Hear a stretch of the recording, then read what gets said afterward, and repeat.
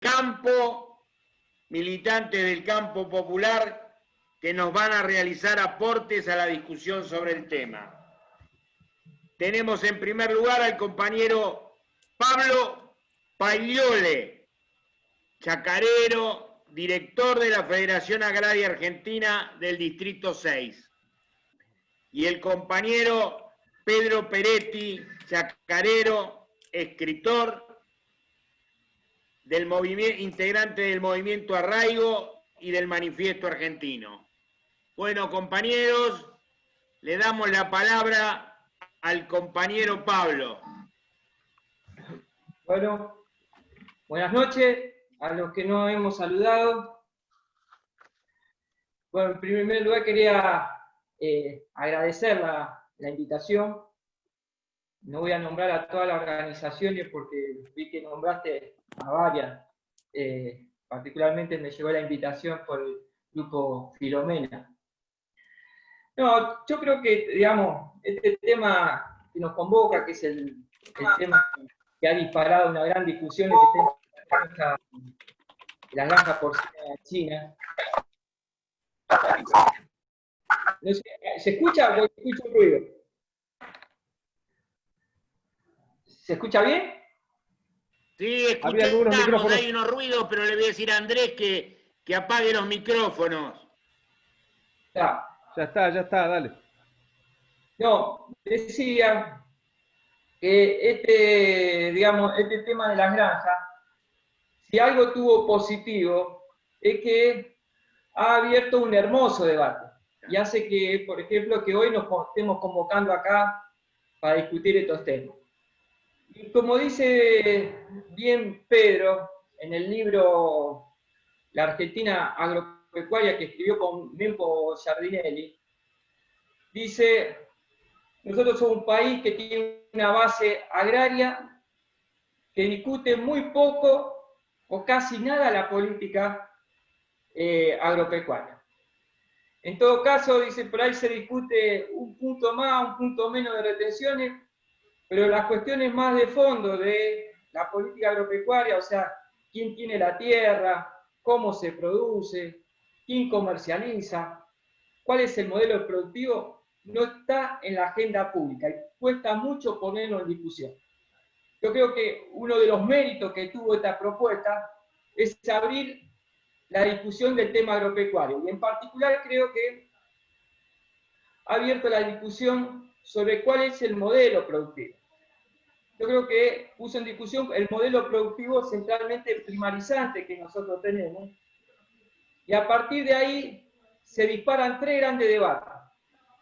El primero que se dispara es la necesidad de darle valor agregado a la producción primaria. Primer tema. El segundo tema que dispara esta propuesta es el tema de quién debe hacer la producción. Y el tercer tema es cómo debemos hacer la producción por sí, y agropecuaria en general. En relación al primer tema, de darle valor agregado a la producción primaria, creo que rápidamente nos vamos a poner de acuerdo, en el sentido de que nosotros el año pasado producimos 50 millones de toneladas de maíz. De esas 50 millones de toneladas de maíz, el 80% se exportó como grano. Cuando uno exporta grano, está exportando trabajo.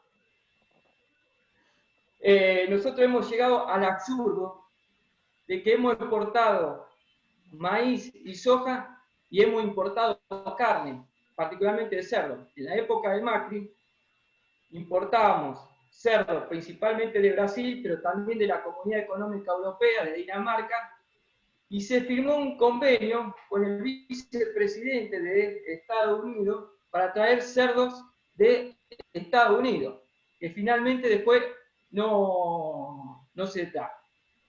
Pero me parece que este tema de transformar, industrializar el maíz, transformar el maíz en carne es un tema central.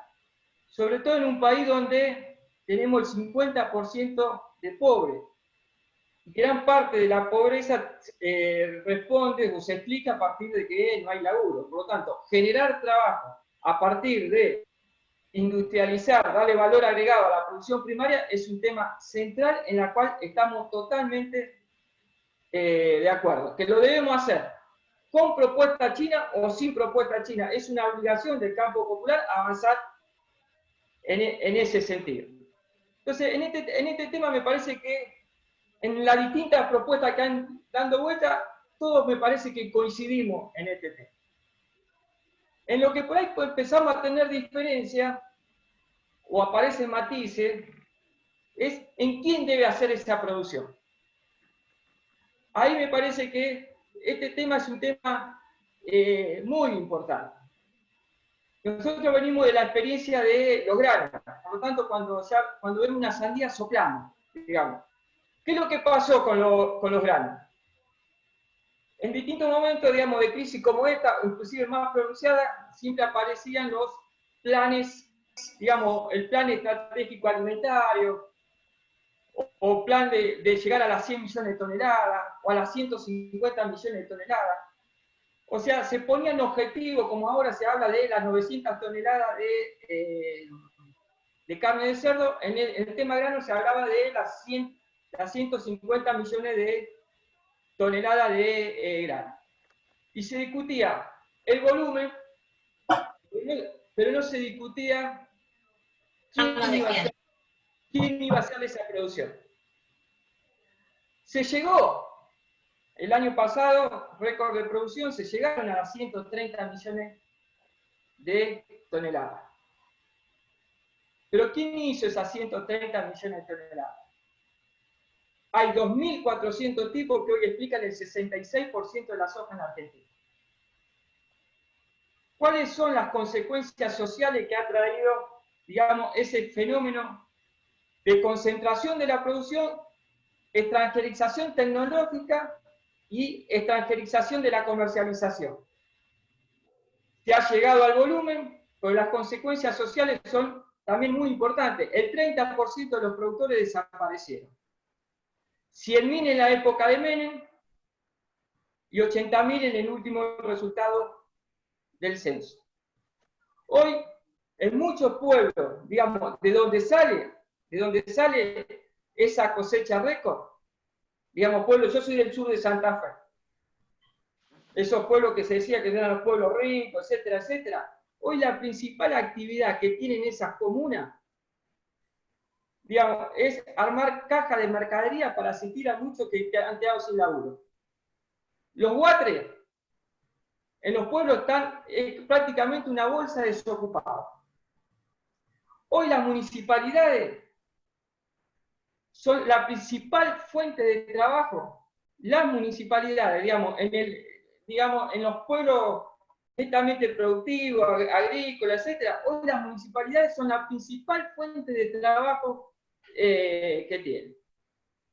Hay una fundación que dice que hay más de 400 pueblos de menos de 2.000 habitantes en riesgo de desaparecer. O sea, esas fueron las consecuencias cuando concentraste la producción, extranjerizaste, digamos, la tecnología y la comercialización se la dejaste en manos de 4 o 5 multinacionales.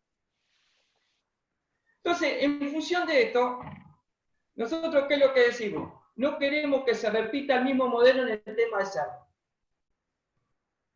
No queremos que se repita el mismo modelo en el tema de cerdo. Por eso decimos, estamos en contra de instalar 25 megagranjas de 12.500 madres con capitales, digamos, chinos, capitales argentinos, en la cual hablan de capital argentino de que en condiciones de hacer semejante inversión estamos hablando ni siquiera de 25, están hablando de 6 o 7 grandes capitalistas que podrían invertir en semejante producción. Y estamos en contra, digamos, porque eso concentraría la producción y desplazaría, digamos, a los pequeños productores. Por lo tanto, nosotros lo que decimos es que podemos hacer, digamos, entendemos y estamos totalmente de acuerdo que es una gran oportunidad la que se nos presenta. Digamos que el principal país consumidor de cerdo y productor de cerdo, como es China, hoy tenga un déficit de 18 millones de toneladas de cerdo, en la cual nosotros lo podemos abastecer, efectivamente es una oportunidad, no somos, digamos, no somos necios, digamos, de esa oportunidad y hay que aprovecharla. Esto tiene que quedar claro. No nos negamos, digamos, decimos, no, quedémonos así, que así estamos bien. No es esa la propuesta. No es que decimos, no es la propuesta de los chulos y dejemos todo como está. No. ¿Por qué decimos que no? Primero porque tenemos el 50% de nuestra población bajo la pobreza y pues tenemos la mayoría de los productores nuestros que están desocupados. Por lo tanto, necesitamos generar laburo y necesitamos industrializar la producción primaria como condición para generar laburo. Eso, digamos, con propuesta china, sin propuesta china, tiene que ser la agenda del campo popular.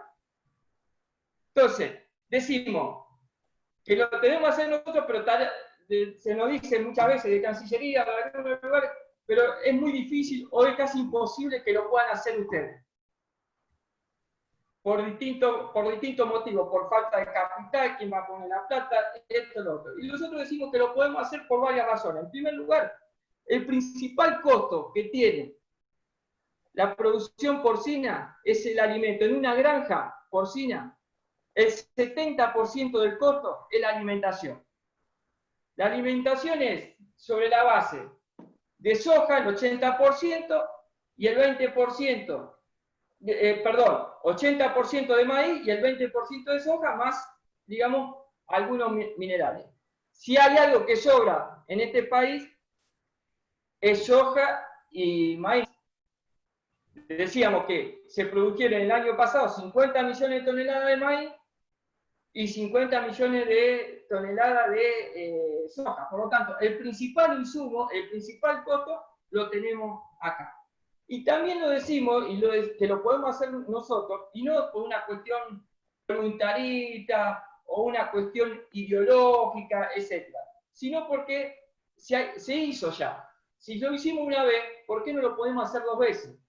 ¿Por qué decimos que ya lo hicimos? En el 2002, nosotros producíamos 200.000 toneladas de cerdo. Hoy estamos casi cerca de las 700.000 toneladas. O sea que del 2002 ahora hemos triplicado la producción. Del 2010 al 2019 hemos duplicado la producción. Si la hemos duplicado una vez, ¿por qué no la podemos duplicar 2 veces? Entonces decimos, tenemos condiciones óptimas, digamos, para hacerlo nosotros. Y nosotros decimos que lo debemos hacer, digamos, en vez de hacer 25 granjas, tenemos que hacer 2.000 granjas con 200 madres cada una, y nosotros estamos seguros que, por ejemplo, a pueblos como los nuestros, le metemos 4 granjas y cambia la fisonomía del pueblo. Cambia la fisonomía del pueblo. Deja de ser la municipalidad la principal fuente de trabajo para hacer el campo la principal fuente de trabajo. Porque 5 granjas o 4 granjas de 200 madres cada una, no solo el trabajo directo que generan esas chacras, sino que el ferretero, la cooperativa, la veterinaria, la herrería, los albaniles, se arma un despelote productivo que se reactiva realmente, digamos, la actividad local y pueden quedarse los pibes que hoy se tienen que ir a la ciudad o irse con un camión, poderse quedar ahí. Por lo tanto, creemos que es fundamental impulsar, nosotros ya estamos elaborando un plan nacional porcino que tiene que ir acompañado con todo el movimiento cooperativo, con el gobierno nacional, provincial y municipal. Esa es nuestra contrapropuesta, digamos, al modelo que se nos quiere, digamos, o que se quiere poner. Y el tercer elemento que decía yo, que ha generado 3 grandes discusiones, decíamos, de la necesidad de darle valor agregado a la producción. El segundo, de quiénes lo van a hacer. El tercero es el cómo. Y en esto hay que hacer un reconocimiento muy especial a todos los movimientos defensores del medio ambiente. Son ellos, digamos, nosotros hemos hecho mucho hincapié en tratar de democratizar la producción. Pero ellos fueron centrales, digamos, y nos cuesta mucho instalar el tema este. La verdad que nos cuesta mucho instalar este tema. Pero ellos lo que han logrado, los defensores del medio ambiente, el movimiento del desarrollo sustentable ambientalmente, ha generado una corriente de opinión en el conjunto de la sociedad que ha frenado la firma del convenio. Hoy el convenio ya tendrá que haber firmado y a partir de los distintos movimientos que hubo en distintos lugares se ha logrado frenar. Por lo tanto, nosotros lo que queremos decir es que el cómo tenemos que hacerlo de forma totalmente sustentable con el medio ambiente. No sé cómo estoy con el tiempo, si no corto acá y le doy a Pedro. Tenés el micrófono cerrado, Jorge. No hay problema, Pablo. Si querés cortar, le damos a Pedro y si no, continúa un ratito más. No, yo digo dos cositas. Digo, en relación a otro tema, ya le doy a Pedro. Yo creo que dentro de la corriente nuestra, del movimiento nacional y popular, hay una idea muchas veces de que el campo es una fuente de recursos que nos va a dar los recursos para hacer la política nacional y popular en otro lugar.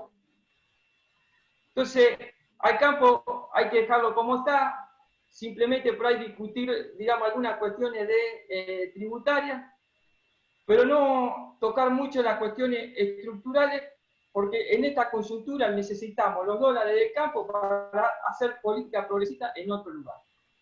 Entonces tenemos una política muchas veces que ponemos funcionarios que son amigables, digamos, con determinada estructura, y llevamos adelante políticas que no levanten demasiado ruido porque no hacen cosas que se enojen y nosotros necesitamos fraccionar de esos dólares para hacer políticas sociales, productivas en otro lugar. Nosotros creemos que hay que cambiar esa concepción y que dejar de ver al campo como un lugar de fuente de recursos y ver al campo como centralmente como un lugar de desarrollo. Porque acá hubo crecimiento en el campo del volumen, pero con exclusión social. Hay que ver al campo como un lugar de desarrollo. O sea, hay que volver a la fuente. Si hay algo bueno, digamos, que ha hecho el peronismo en la década del 40 y 50, es democratizar la producción y a partir de ahí, de democratizar la producción con las leyes de arrendamiento, cada chacra, la chacramita, etcétera, etcétera, tener un quilombo productivo y un desarrollo del interior que fue la base para el desarrollo industrial, etcétera, etcétera. Nosotros creemos que hay que volver centralmente a esas políticas y impulsar con fuerza eso. Le dejo a Pedro que siga. Bueno, gracias, Pablo. Bueno, Pedro, le damos la palabra.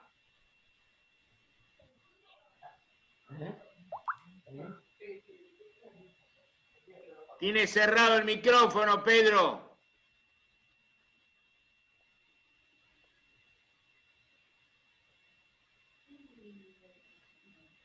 Háblalo, Pedro.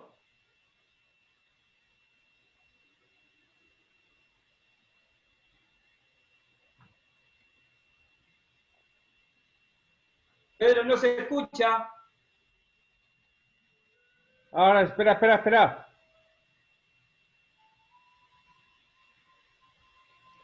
Ahí está, Pedro. Abrilo. Ahí abrilo, dale, que ahora vas a poder. Ahí está. Ahí está. Gracias, Pedro. Tuve que pedir ayuda a la profesora de inglés, así que no sabía qué me decía. Bueno, yo le agradezco mucho. Yo voy a tratar de... Lo quiero aclarar una cosa. Acá, cuando llueve, se corta la luz. Así que si se corta de golpe, porque se cortó la luz y nos quedamos sin internet.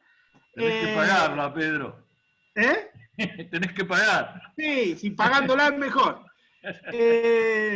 Bueno, Pablito ha tenido una mirada que coincide 100% con la mía. Él es productor agropecuario, es productor de cerdo, o sea que conoce mucho mejor que yo toda la problemática. Pues yo voy a tratar para complementarme con lo que él dijo, dar una mirada un poco más política a la situación, ¿no es cierto? El otro día estuve en un Zoom que estuvo el responsable del INTA, el de Marco Juárez, ¿cómo es que se llama, Pablo, el doctor que es el...? Jorge Brunori. Brunori. Estuvo el doctor Brunori, que dio una charla ahí, estaba en la CTA, estuvimos invitados hoy por Yasky, y por la gente de la CTA, dio una charla sobre el proceso. ¿Qué dijo Brunori ahí, que hizo una radiografía y de todo lo demás? Dijo una cosa muy importante. Dijo dos cosas muy importantes. La primera cosa importante que dijo es que el convenio del cerdo se firmó en septiembre del 2019. O sea, que lo firmó Mauricio Macri. Lo segundo que dijo, que el convenio de cerdo con los chinos se firmó sin consultar a nadie. No consultaron nunca al INTA, que es la principal crítica que le hacía el doctor Brunori.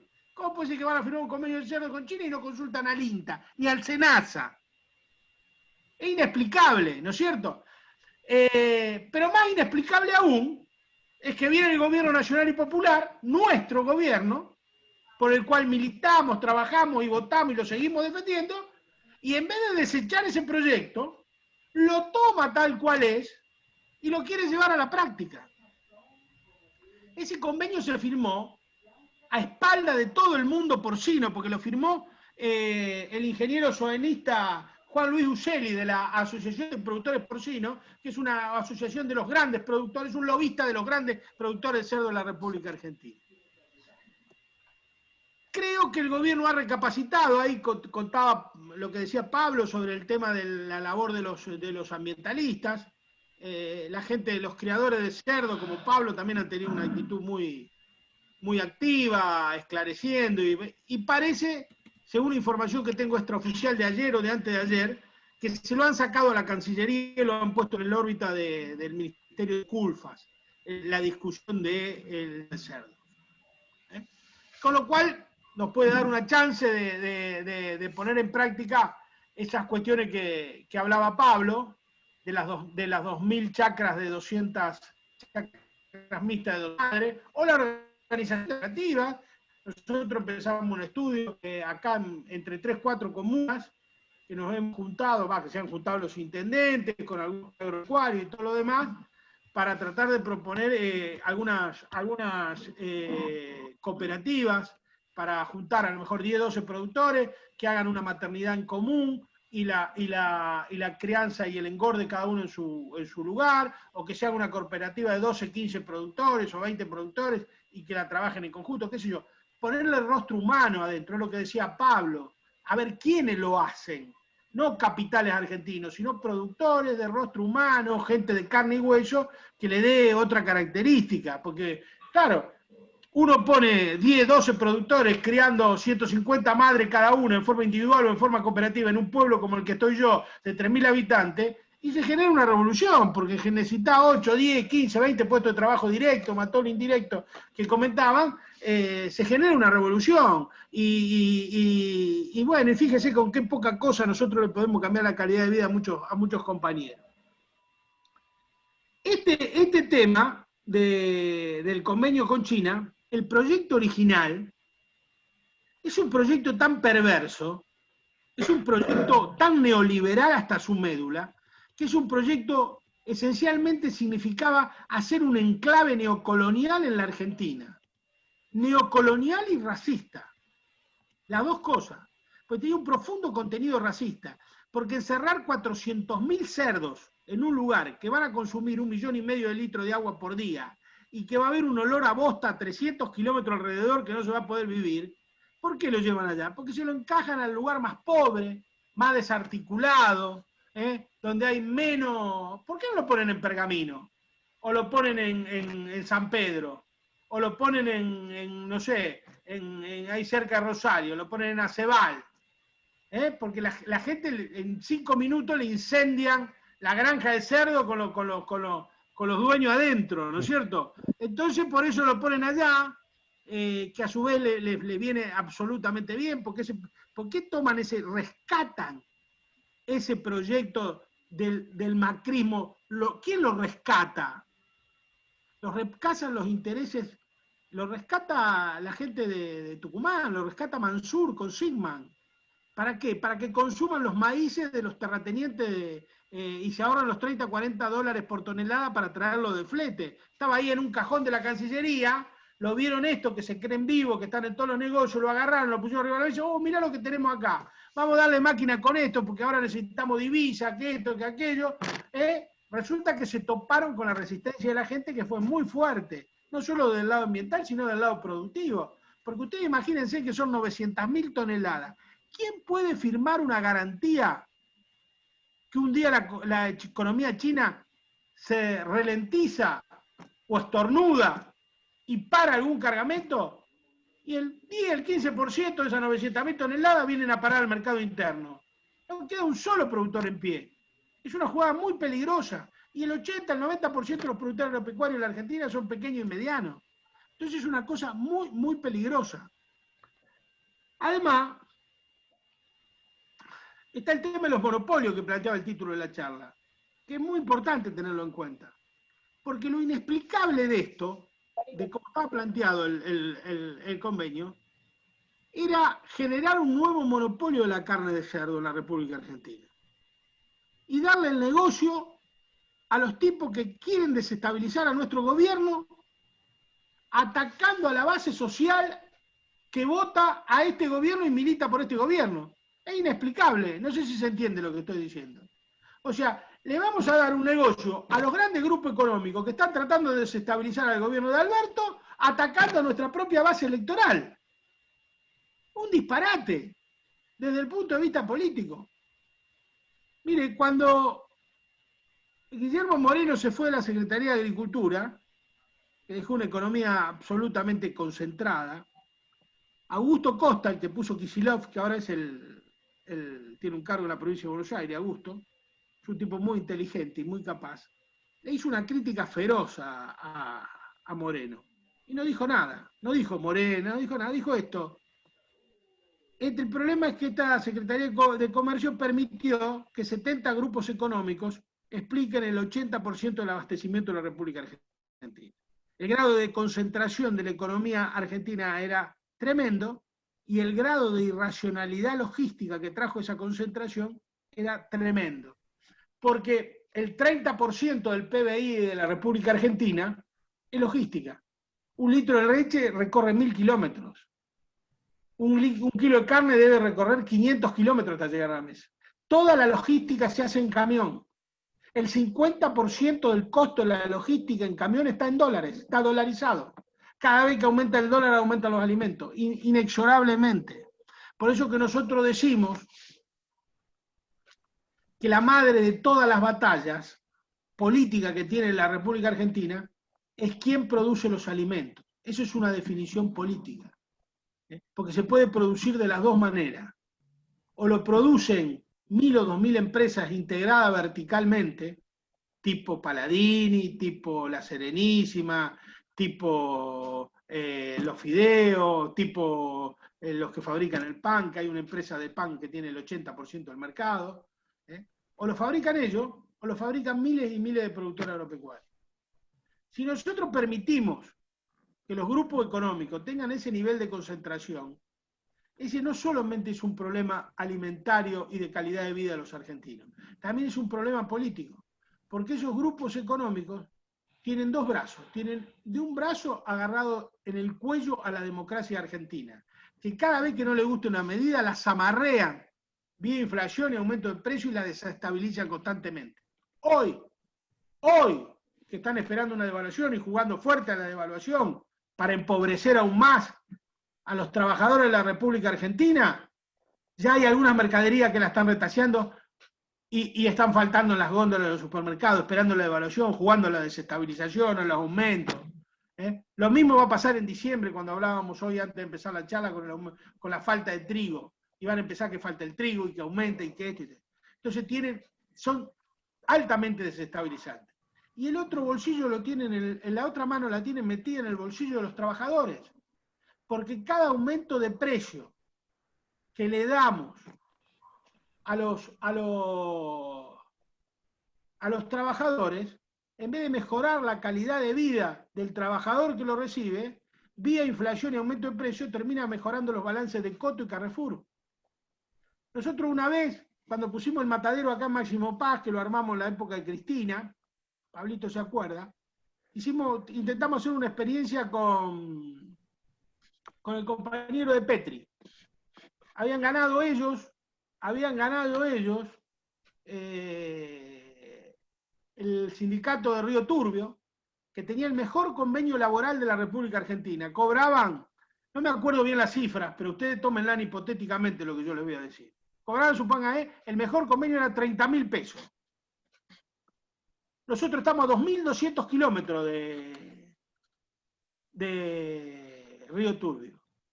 Nosotros matábamos un lechón en Paz. Lo llevábamos a Río Turbio en camión. Lo podíamos llevar en un Audi A6, cargar y llevarlo allá. Y le salía la mitad de lo que se le cobraba, lo que la anónima se lo cobraba allá. Todo el gran convenio que habían hecho para mejorar el salario de los trabajadores de Río Turbio, se lo llevaba la anónima con el tema del monopolio de los precios. Ese conflicto está tapado en la República Argentina. Ese conflicto nunca lo hemos denudado. Porque nunca discutimos el carácter del monopolio, porque tampoco discutimos el latifundio, que es la base del monopolio. Porque el monopolio se funda en la escala, el eslabón anterior es el latifundio, y después viene el monopolio. Son las dos cosas que juegan en tándem, ¿no es cierto? Y por eso es tan importante un tema que pasa desapercibido en el debate. Pablito lo puso. Pablito dijo 200 madres. Es un número caprichoso, tiró una cosa. No. Ese es el debate que nadie quiere dar y es el gran triunfo de la oligarquía terrateniente de la República Argentina. No discutir el tamaño de las explotaciones agropecuarias.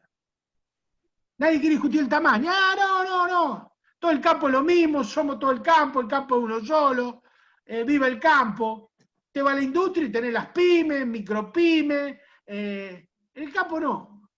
Y el tamaño es clave, el tamaño define. No es lo mismo una granja de 200 madres que una granja de 12.000 madres. No es lo mismo tener 50.000 hectáreas de campo como tiene Jorge Brito, que tener 500 o que tener 5.000 como tiene el Tata Martino ahí al lado de él, que tener 500, que tener 50 o que tener 5. Son todas realidades distintas, son todas definiciones distintas, son todos productores distintos, con necesidades distintas y que viven en lugares distintos. El productor de 50.000 hectáreas o el de 5.000 vive en Palermo o en Rosario. El que tiene 150, 200 vive en los pueblos. Es otra realidad, otra cultura, otro consumo y otra vinculación con la tierra, totalmente distinta. Por eso discutir el tamaño de la explotación agropecuaria es clave. Por eso cuando uno se sienta a negociar con el sector agropecuario, lo que debería ser un manual de estilo indicaría que cuando uno se sienta frente a la Federación Agraria, o frente a CRA, o frente a la Sociedad Rural, frente a Pellegrina, o frente a Violcati, muy bien, Violcati, usted es el productor, yo soy el Estado. Dígame, Violcati, ¿vamos a empezar la discusión? Sí. Bueno, ¿cuántas hectáreas de campo tiene usted? No, pero bueno, pero eso es un secreto. No, es fundamental. Tengo que saber con quién estoy discutiendo para saber qué política. Violcati tiene 20.000 hectáreas. Entonces yo tengo que tener. Me siento con Pablo Pailole, Pablo y el hermano. ¿Cuánto campo tienen los Pailole hermanos? Y tienen 150 hectáreas y son 3 hermanos. No es lo mismo Pablo Pailole con 150 hectáreas en Arteaga que Violcati con 20.000 hectáreas y 2 aviones para moverse de un campo al otro. ¿Se entiende cuál es el concepto? Bueno, que no discutamos eso, que eso no esté arriba a la mesa cada vez que se debate, es el gran triunfo cultural de la oligarquía terrateniente argentina. El latifundio sigue siendo el principal obstáculo al desarrollo de las fuerzas productivas de la República Argentina y a la industrialización. El latifundio ha infusionado de esas ideas neoliberales que las toman y el reservorio es la universidad privada. La universidad privada es de donde salen todas esas ideas de todos esos tipos. Se lo ha infundido a buena parte de los chacareros de la Pampa Húmeda, que defienden un neoliberalismo extremo, rozando con el fascismo, y que son son golpistas, no casi golpistas. Están en un golpe de Estado en contra del gobierno nuestro. Están tratando de copar filiales de Federación Agraria que no le son amigas, que son adictas a Pablo, que andan con la línea de apoyar a Kicillof y al gobierno nacional y popular, están tratando de infiltrársela y copársela para sacárselo. ¿No es cierto? Bueno, ese debate, hay una responsabilidad muy grande de los dirigentes del campo nacional y popular, porque nunca lo damos. ¿Cómo puede ser que hoy nosotros estemos ausentes, no haya ningún lugar en donde se debata ideológicamente a la agricultura? La agricultura es una actividad esencialmente ideológica. No es lo mismo producir alimento o producir tomate, que te lo haga la Campañola, a que te lo haga, no sé, Julio en Almirante Brown. Son dos concepciones distintas, significan cosas distintas políticamente. Pero eso es un problema nuestro. No lo podemos endilgar a terceros. No vino la CIA y nos puso un revólver a la cabeza y dijo, muchachos, no discutan más el latifundio en la República Argentina. Abdiquen de discutir el latifundio. Hace el año 1974, cuando estaba Helber de ministro y estaba Giberti de secretario de Agricultura, fue la última vez que se discutió el tema del latifundio con el anteproyecto de la ley de la renta normal y potencial de la tierra, y hubo algunos escarceos y se discutió algunas expropiaciones. Me acuerdo que se discutió lo que quedaba del campo, el campo del Albardón, que fue uno de los últimos campos que expropió Perón en el año 51, a los descendientes del teniente coronel Rauch, aquel que mató, que desgolló a Arbolito. Bueno, ¿y quién no vino a decirnos que no discutamos más latifundio? ¿Quién vino a decirnos que hablar de... Yo el otro día tuve un debate con Canepa en Radio Continental. Interesante, un debate respetuoso, en donde él me quiere correr y me dice, cuando yo le hablo del latifundio, él me dice, pero eso es antiguo, eso le quedó la pensión. No, le digo, compañero, un momentito, Canepa, acá tengo la revista Fortuna delante mío. La tengo acá delante mío, Jorge Brito está sacándose una foto con Bota Tejana que dice que tiene 70.000 hectáreas en Salta. Y Gabriel Batistuta tiene 125.000. Y Eduardo Bonelcán 50.000. Y Eduardo Aiste 420.000. ¿Qué son esos? ¿Pequeños y medianos productores? Bueno, en realidad, usted sabe, ¿viste? Niegan la existencia del latifundio. Lo niegan. Y lo niegan sin que se le mueva un músculo de la cara. Caraduras. Pero claro, no hay ninguno de este lado que pone las cosas arriba de la mesa. Lo discutimos en el Zoom anterior. Todavía está el decreto 820 vigente que se hizo en el estudio jurídico. Se hizo en el estudio jurídico de Lewis. En el estudio jurídico de Lewis hizo el decreto que modificó una ley. Modificaron una ley de extranjerización de tierra por un decreto que se hizo en el estudio jurídico de Lewis. Todavía están los 3, 4 macristas manejando esa oficina y nosotros todavía no lo sacamos. ¿Qué pasa en el gobierno popular? Que no podemos sacar a los macristas. Nos encajan los chanchos que firmó Macri. En las tierras están los de Macri. Ahí hay que poner un poco más de enjundia, un poco más de coraje, un poco más de huevo para defenderlo. Hay que hacerle un poco más de caso a Aníbal Fernández. Ve lo que hizo allá en Yacimiento Río Turbio, a todos los que quisieron meter 500 ñoquis, y lo agarró a todos y le dijo, muchachos, todo bien, nosotros estamos a favor de los trabajadores, pero así no. Así no. Por eso digo que este tema, volviendo al tema de los monopolios y los alimentos, es un tema clave, que nos van a querer desestabilizar por ese lado. Por eso nosotros tenemos que tener una fuerte, y con esto termino, Jorge, nosotros tenemos que tener una fuerte política para revertir el tema Vicentín. Tenemos que generar una compañía nacional de alimentos en manos del Estado. Y tenemos que dar una dura batalla a favor de tener una flota mercante nacional. No podemos estar más sin flota mercante nacional, porque tenemos los granos para cargar arriba los barcos, tenemos los puertos para cargarlos, tenemos el agua para que anden los barcos, tenemos los marineros para que lo manejen y los astilleros para hacerlo. Todo ese proceso se paga en pesos, no necesitamos dólares. Pero no tenemos los barcos para andar y pagamos 3.500 millones de dólares al año de flete.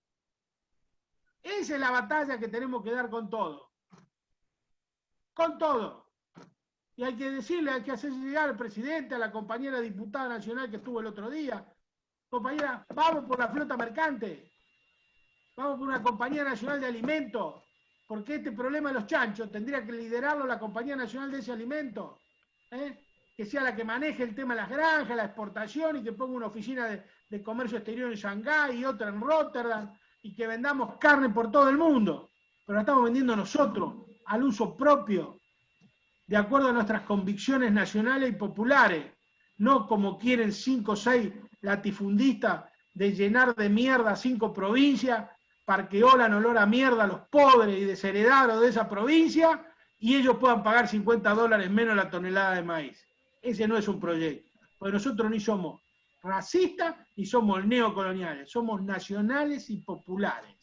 Y queremos la liberación nacional y social de nuestra patria y queremos el bienestar de nuestro pueblo. Y para eso hacemos política, y para eso hacemos política agraria, y para eso pensamos las granjas de 200 madres, como dice Pablito, o una cooperativa de 1000 con 10 o 15 productores adentro, que también puede ser una variable.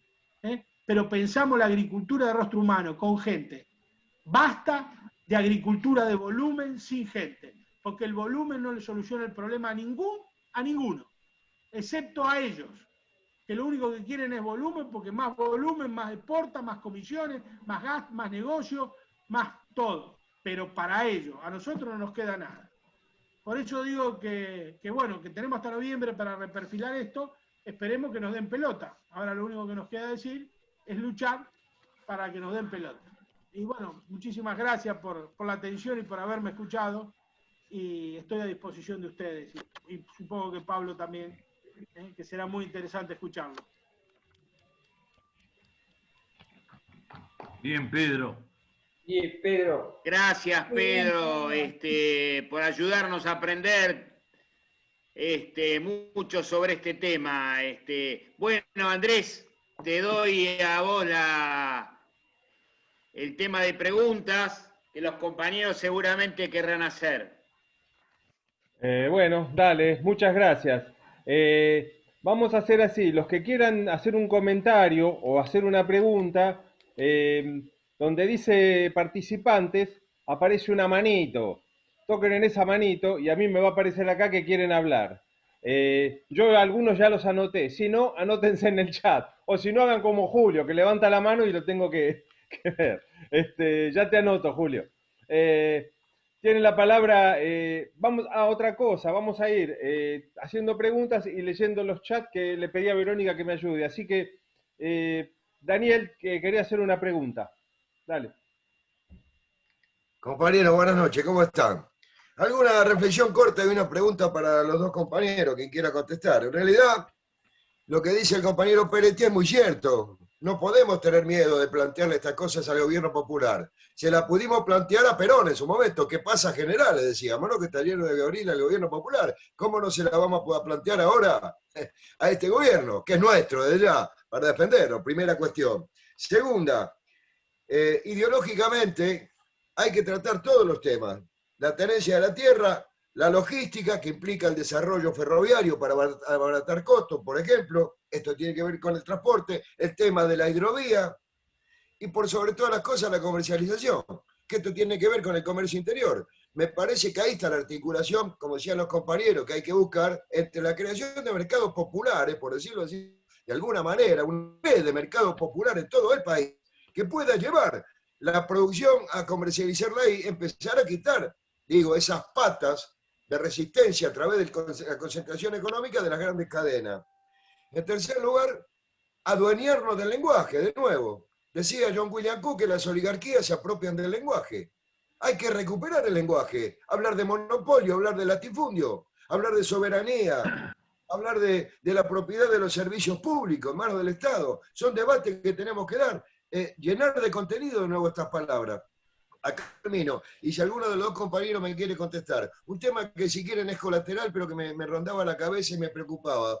¿Cuál es el rol, le pregunto, a los compañeros que pusieron, cuál es el rol de los proveedores de insumos, sobre todo que si lo pienso en las semillas transgénicas? Porque en otro lugar del mundo esto está atado al endeudamiento de quien compra, a la tenencia de la tierra también por parte de quienes los endeudan vía la compra de semillas. Esto que se ve en otro lugar del mundo, ¿cuál es el rol de los proveedores de semillas transgénicas hoy en la Argentina y si tienen que ver con la propiedad de la tierra y con el endeudamiento de quien lo compra? Gracias. Bueno, Pedro o Pablo, no sé quién contesta de los dos. Pablo, que sabe más que yo de eso. Dale, Pablo. No, te digo que yo creo que en relación a la reflexión y después a la pregunta, yo creo que hay dos cosas. Una, plantearle al gobierno todo lo que hay que plantear, pero también lo que me preocupa a mí es cómo generamos una masa crítica. O sea, se lo tenemos que plantear al gobierno, pero también se lo tenemos que plantear a todos los compañeros nuestros. Digamos, generar, digamos, porque a veces vemos que, digamos, particularmente yo lo que vi, por ejemplo, con lo de Vicentín, la iniciativa no fue de abajo a arriba, fue de arriba y después se abrió el debate abajo. Y cuando teníamos que dar el gran debate abajo, tuvimos la verdad que no fue un partido que en alguna zona lo hemos perdido 7-3.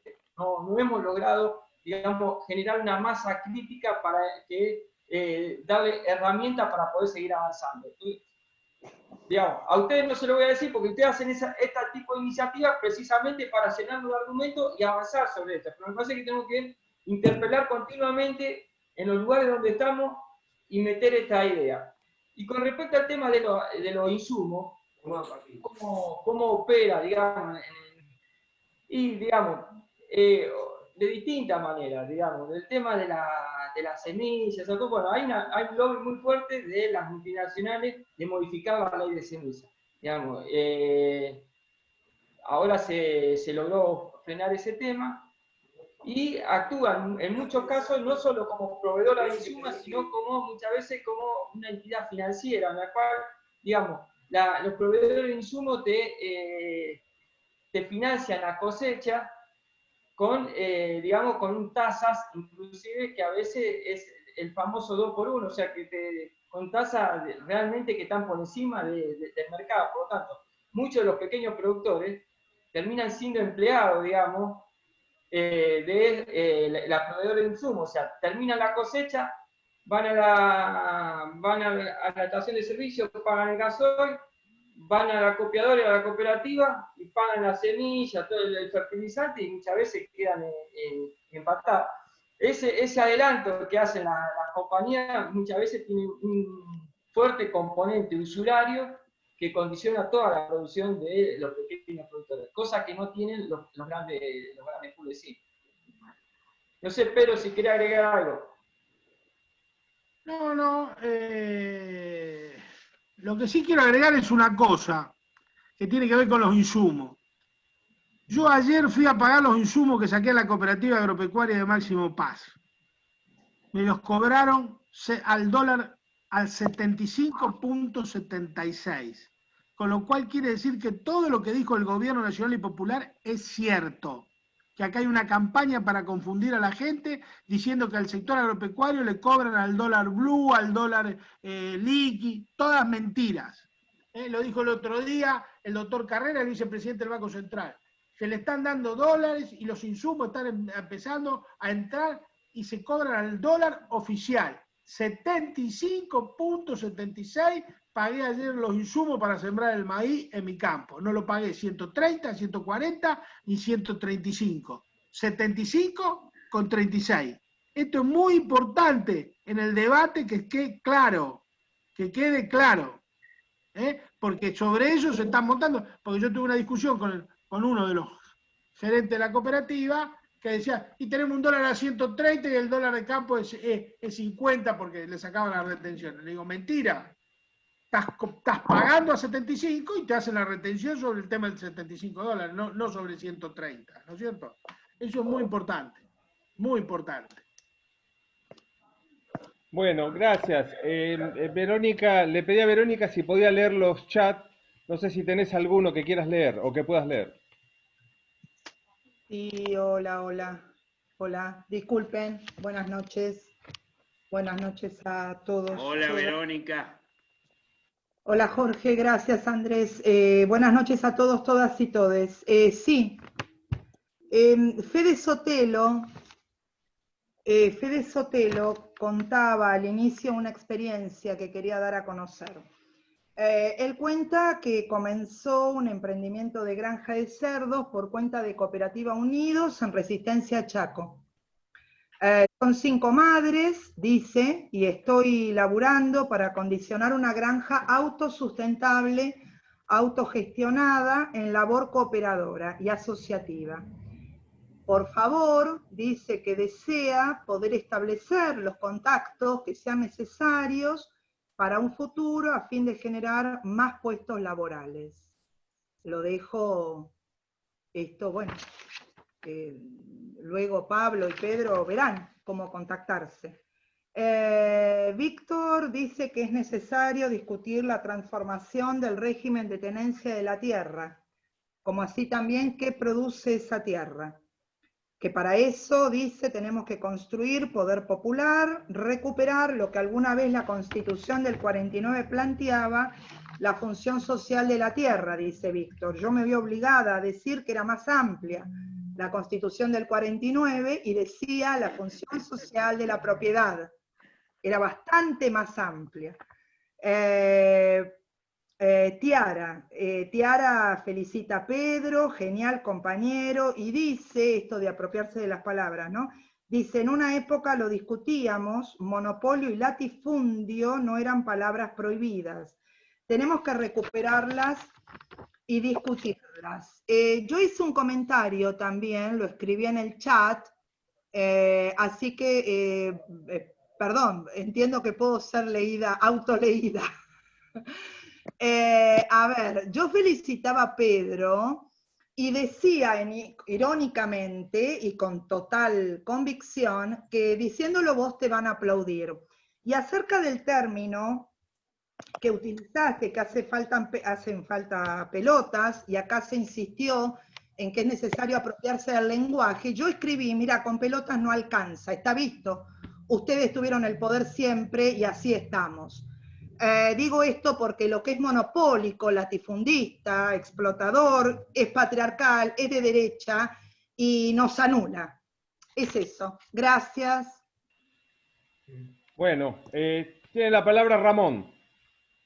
Compañero.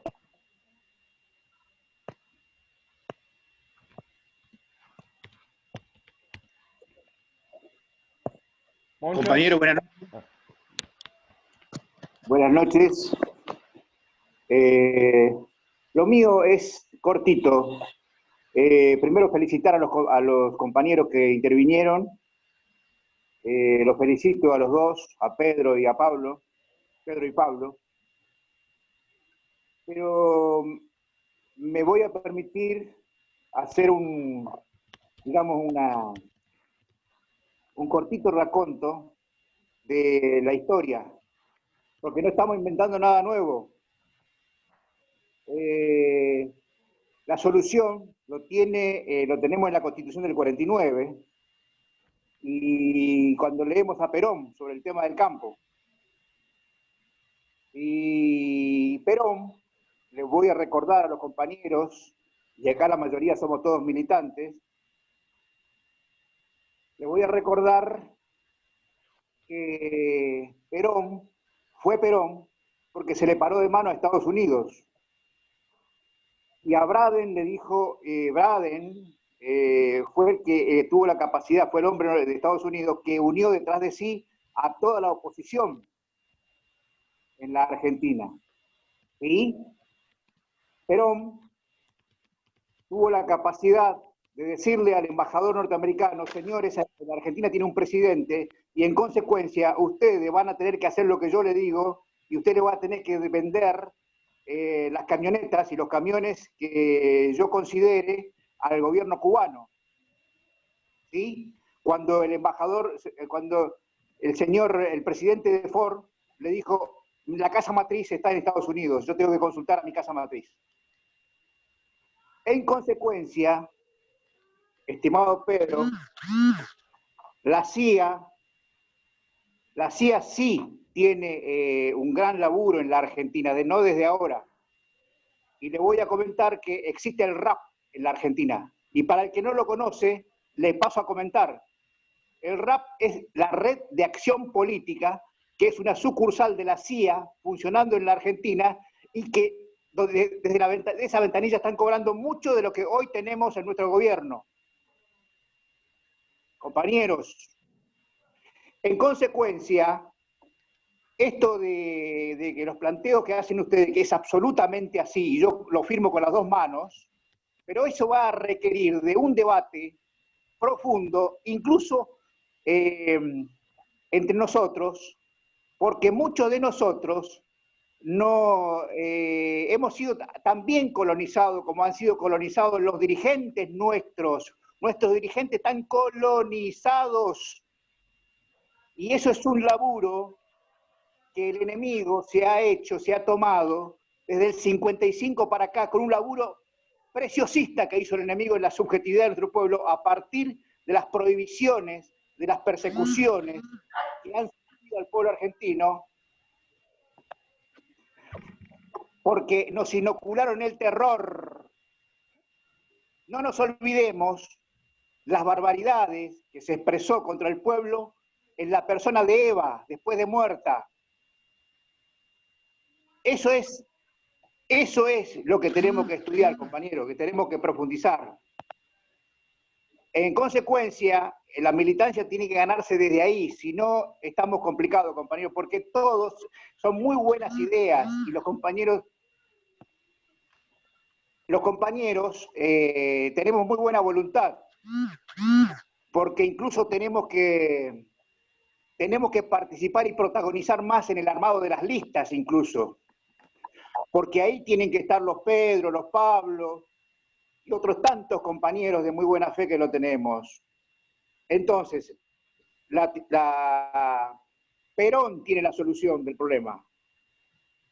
Obviamente deberemos actualizar algunas cuestiones y fundamentalmente la Constitución del 49, pero es preciso profundizar en la doctrina y empezar a profundizar esto porque mucho tiempo no tenemos, porque ellos están laburando a full. Hoy están laburando en el golpe, quieren que el presidente hoy de la Corte Suprema tiene laburo. Se cagan en lo que votó el pueblo.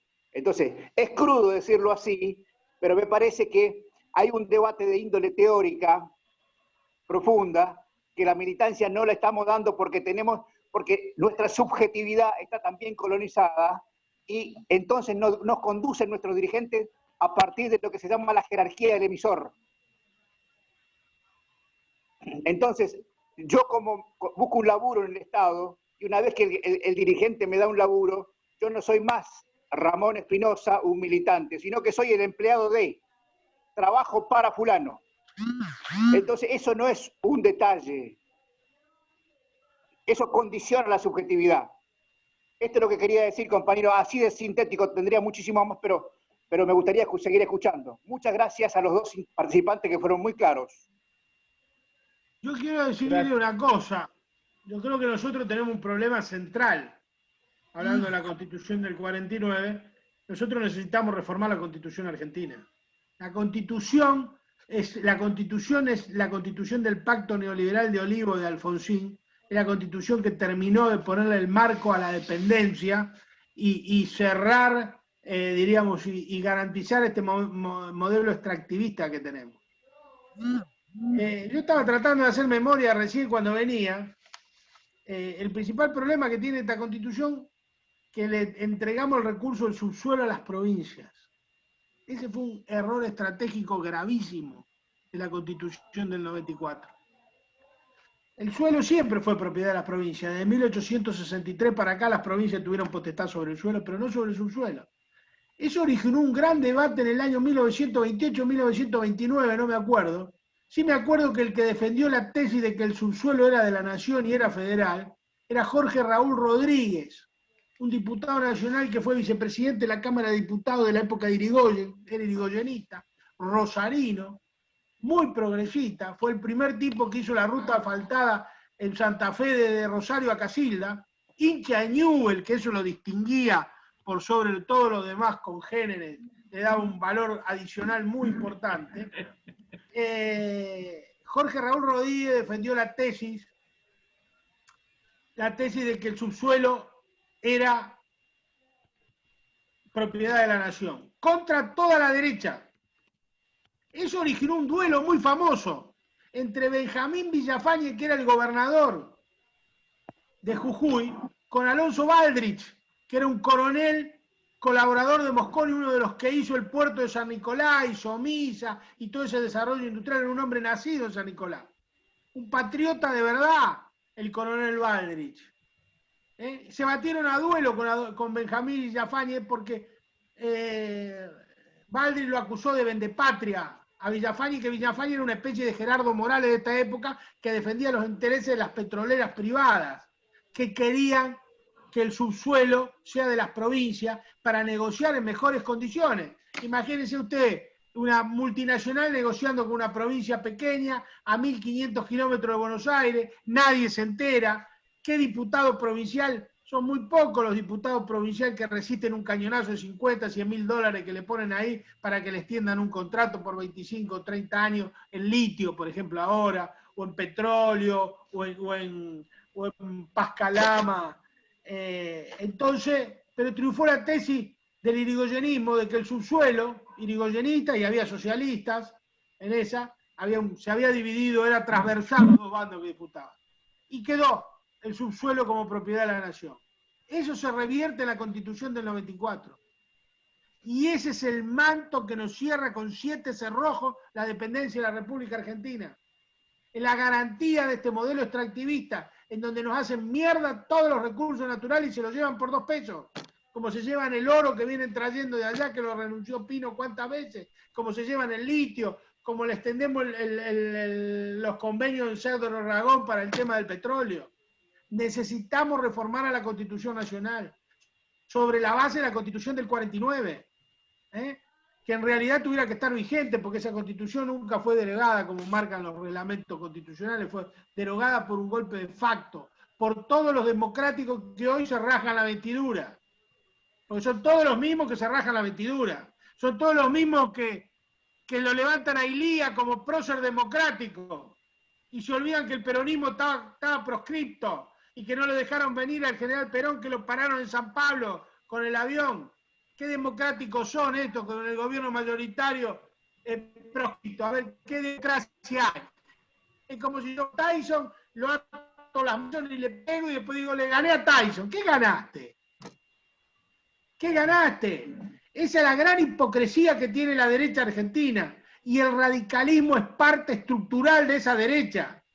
Porque el radicalismo es el principal defensor del orden agroexportador en la República Argentina, desde Irigoyen para acá, que fue un gran estanciero. Eso que Irigoyen murió pobre es una mentira histórica, es un mito, no es cierto. Y si no, lean la biografía de Félix Luna, en donde se da a conocer el testamento que abrió la hija Elena de Irigoyen. Cuando se murió tenía más de 30.000 hectáreas de campo y plata para comprar otras 30.000. Eso no significa bajo ningún punto de vista que uno avale el golpe de Estado, todo lo contrario, lo que sí poner las cosas en su lugar, porque una cosa central en la República Argentina, el principal problema de la República Argentina es nuestra falta de desarrollo industrial, y comparar a Irigoyen con Perón es una herejía. Nada tenía que ver Perón con Irigoyen. Perón era un líder extraordinario, que miraba 30 años adelante, hablaba de ecología cuando nadie hablaba. Hizo la reforma agraria cuando todo el mundo defendía a los patrones, cuando los radicales se pasaban defendiendo a los patrones, él defendía a los obreros y concedió los derechos por ley. No enlataba y el comité el día de las elecciones que lo llevaban, le daban 4 empanadas, un par de vino y lo hacían jugar a las tabas y después le hacían votar por cualquiera. Coincidimos plenamente, compañero Pedro. Eso que decís, coincidimos plenamente, compañero. Ahora, el problema acá, yo veo como que ellos han avanzado terriblemente en todos los terrenos. Está Eso. bien, Ramón, pará porque hay un montón de gente, discúlpame que te lo diga, ¿viste? Pero si hacemos debate, vamos a terminar, redondear la idea, dale un minuto y después seguimos, dale. No, menos de un minuto. En la Constitución nuestra está el 14 bis de la Constitución y los nuestros ni siquiera se acuerdan, compañeros. El problema no es solamente de la Constitución, cosa que coincido plenamente. Ahora, el problema es que si no tenés al pueblo detrás, obviamente hoy estamos cruzados por una pandemia, pero el problema es que tiene que haber un pueblo que esté convencido de ese proyecto y ellos se encargaron de descabezar a todas las conducciones, más a vaciar de contenido a los partidos populares, fundamentalmente al peronismo. Nada más, compañero. Bueno, listo. Julio Bustero, dale, tiene la palabra. Dale, Julio. Bueno, en principio quería felicitar a Pablo y a Pedro por la exposición, ¿no? Yo me quería referir a otro aspecto. ¿Por qué se interesó China en nosotros? Creo que es un deber como militante también tratar de informar a los compañeros algo, ¿no? En el año 2018, China sufrió un serio brote de peste porcina africana. Ese brote sacrificó 250 millones de cerdos en China. O sea que perdieron y disminuyó su producción entre el 25 y el 45% de la producción. A partir de ahí empieza a buscar y no encuentra mejor asidero, como lo dijo Pedro, en el macrismo acá en la Argentina, cuando en septiembre del 2000, antes de irse, prácticamente firman este convenio que Argentina hasta ese momento exportaba 600.000 toneladas de porcino y China le agregaba un adicional de 900.000 toneladas. Pero yo quiero también referirme no solo a eso, sino dos aspectos. Por un lado, el aspecto económico, que indudablemente puede llegar a beneficiar. Nosotros estamos en la posición de Pablo y en la posición de Pedro. Creo que estamos objetando la metodología y los lugares, pero también me parece que tenemos que analizar los efectos externos negativos en el campo del medio ambiente. Me parece que la contaminación del agua superficial y del subsuelo, tanto por el nitrógeno, para el fósforo, fundamentalmente a raíz del contenido de todas las excretas de los porcinos. Esto tenemos que decir que desmejora la calidad del aire y del medio ambiente por la generación de gases tóxicos tales como el dióxido de carbono, el amoníaco, fundamentalmente el ácido sulfídrico, el metano, todo eso que afecta las relaciones con las poblaciones vecinas donde están los sembradíos. Y esta contaminación también se refiere a los metales pesados como el cobre y como el zinc, de las cuales el porcino absorbe una cantidad y la otra cantidad va hacia las excretas.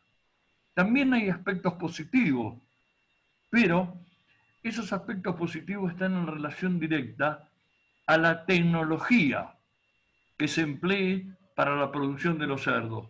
Me parece que, y en eso yo soy neófito, no conozco, no sé, quizás Pablo nos ayude, quizás Pedro nos ayude, quizás nos ayudemos entre todos. Pero hay países como Cuba, que en la década del 80, prácticamente cuando eleva la producción de cerdos, construyen biodigestores de cúpula fija y tubular de polietileno con el objeto de realizar el tratamiento de los residuos de los porcinos. Eso fue altamente positivo. ¿Por qué? Porque permite el tema de no liquidar el tema de los bosques fundamentalmente. Lo que quiero señalar es que, más allá del problema económico que es fundamental, también el tema del medio ambiente me parece que tenemos que hacer mucho hincapié y estar a las alturas técnicas como para emprender un hecho como el que nos decía China de 9 millones de toneladas de porcinos para ellos. Por otra parte, quiero felicitar a los dos compañeros nuevamente y fundamentalmente cuando Pablo, con absoluta claridad teórica, plantea que esto no es solo la liberación nacional, sino que es la liberación nacional y la liberación social. Esos términos que Ramón Espinosa también exhibe permanentemente y que me parece que el conjunto social del movimiento nacional y popular debe comenzar a definir. Ahora que se nos acerca el 17, ojalá que no nos vendan un 17 burocratizado, ojalá que no nos vendan un 17 de octubre light, porque nosotros los trabajadores fue un 17 plebeyo, un 17 con los compañeros en la calle, más allá de las circunstancias que estamos atravesando como producto de esta pandemia. Así que gracias a los compañeros. Sí, Pedro, Pablo, ¿quieren agregar algo? Pablo. Pablo. No, primero te digo, lo agradecido incorporo a Pedro. Somos nosotros, digamos, desde el punto de vista de que se nos invite, digamos, a este tipo de actividades y este tipo de actividades que no es otra cosa de generar corriente de opinión, afianzarse y encontrar argumentos para salir a dar la pelea política. O sea, somos parte, digamos, no tiene mucho para agradecer, somos parte del mismo proceso. En relación a dos o tres cuestiones, yo coincido con lo que decía Ramón, particularmente, yo le digo, para ser sincero, no soy parte del mismo espacio partidario, ¿no? Pero creo que decía que acá no hay mucho que inventar, ya está todo medio inventado, hay que ir a buscar, digamos, lo que se hizo bien en determinado momento de la historia. Entonces, nosotros, ¿qué es lo que estamos planteando centralmente? Estamos planteando democratizar la producción, particularmente en el tema de, digamos, lo que plantea Pedro, el tema de tierra. ¿Qué es lo que se hizo bien en tema de democratización de la tierra? Y fue principalmente en ese periodo que hablaba Ramón, en el cual decía, la Constitución del 49, la 13246, el Consejo Agrario Nacional. O sea, no podemos, o sea, podemos crear nuevas terminologías, pero los conceptos básicos coincido con él, hay que ir a buscarlo, o sea, centralmente no hay que crear tanto, simplemente no apartarse de las cuestiones históricas que permitieron que una parte de la población pueda vivir feliz. Lo mismo, digamos, ahora estamos hablando, por ejemplo, el tema de la comercialización. Vicentina, ahora el tema de los cerros. Hay que buscar la historia, qué es lo que se hizo y fue la Junta Nacional de Carne. O sea, acá nosotros tenemos que, digamos, nosotros lo que queremos, no que la granja china venga y se instale acá, pero sí que necesitamos un Estado que vaya, venda la media red, la tonelada de cerdo, venga acá, las compre y las comercialice. O sea, eso ya, efectivamente, como dice Ramón, eso ya está. Digamos, eso ya se hizo. Hay que ir a esa, digamos, a esa fuente, digamos, no corrernos con ideas modernizadoras, digamos, y con ideas de que pueden convivir, en esto te digo, para pensar, no una cosa cerrada, pero en la discusión con muchos compañeros, digamos, de acá, que pueden convivir los dos modelos. Puede convivir el modelo neoliberal con el modelo nacional y popular. En determinado, digamos, en el campo podemos aplicar una política, digamos, del modelo neoliberal sin tocar esa estructura, para después llevar a otras áreas pensando que podemos usar, digamos, ese modelo para el campo nacional y popular.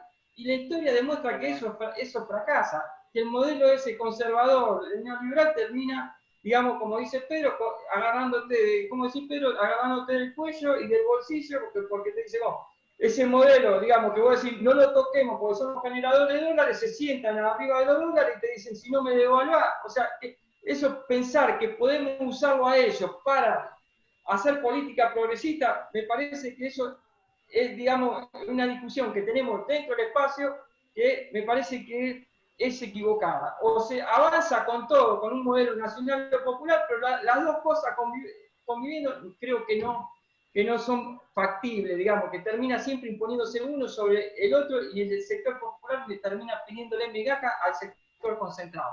Eso.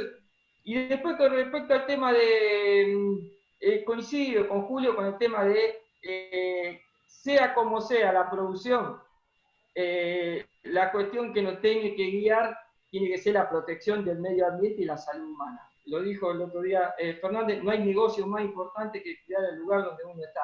Por lo tanto, en eso hay tecnología, hay extensión para poder hacerlo de una forma totalmente amigable con el medio ambiente, que debe ser el punto número 1 para instalar cualquier sistema productivo.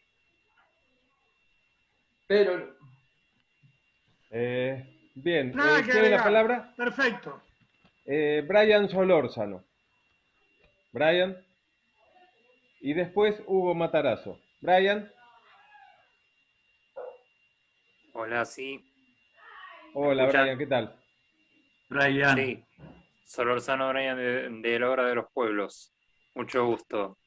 Primero quería agradecer a los compañeros. Yo, bueno, reconozco, soy joven, porteño, medio bruto.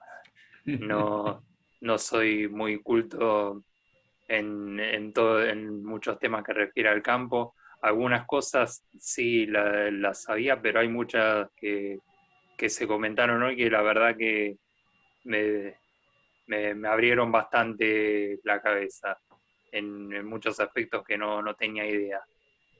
Por eso quería preguntar si podían profundizar un poco en algunas cosas que dijeron puntualmente. Primero, ¿qué es el concepto de madres, de madres, que no sé bien a qué se refiere con eso respecto a lo de las granjas de madres? Y sobre de qué se trataba puntualmente ese decreto, el que dijo que se firmó en la Secretaría de Lewis. Me interesa saber, si me pueden comentar, por favor. Sí, no sé quién quiere contestar, Pablo o Pedro. Dale, Pedro, dale. Vamos. Las madres, se les llama madre, son las chanchas madres, las que dan a luz a los lechoncitos.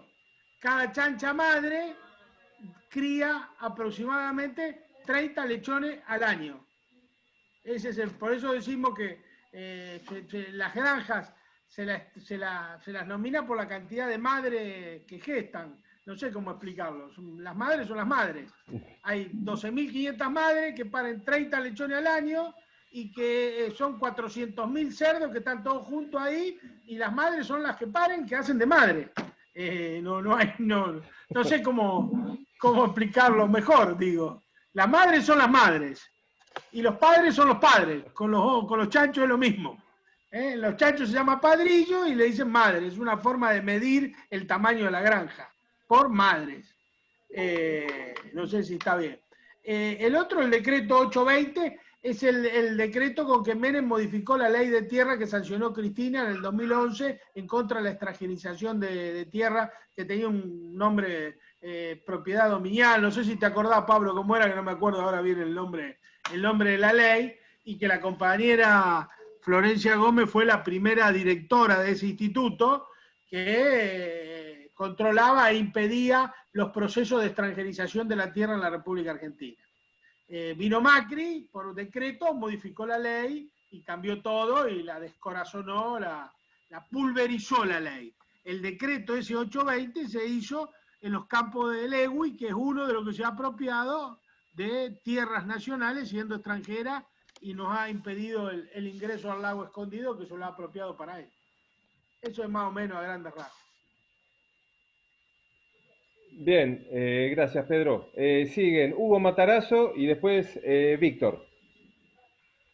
Hugo, abrí el micrófono, por favor. Sí, gracias, Andrés.